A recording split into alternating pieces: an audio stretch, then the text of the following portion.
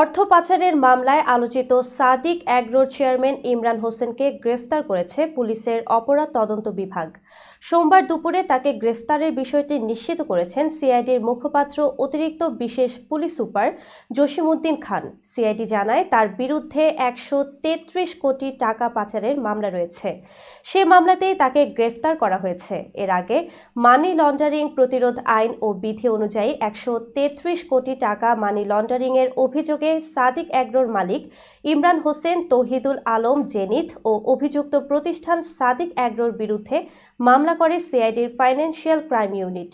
সাদিক অ্যাগ্রোর বিরুদ্ধে চোরাচালান, প্রতারণা ও জালিয়াতির মাধ্যমে সরকারি বিধি লঙ্ঘন করে অনুমোদনহীন ব্রাহ্মা জাতের গরু আমদানি, ভুটান ও নেপাল হতে চোরাচালানের মাধ্যমে আনা ছোট আকৃতির ভুট্টি গরু বাংলাদেশে নিয়ে এসে তা বিক্রয় করার প্রমাণ পাওয়া যায়। প্রতারণার মাধ্যমে দেশীয় গরু ছাগলকে বিদেশি ও বংশীয় গরু ছাগল বলে প্রচার করে উচ্চ মূল্যে তা কোরবানির পশুর হাটে বিক্রয় করে সাদিক অ্যাগ্রো।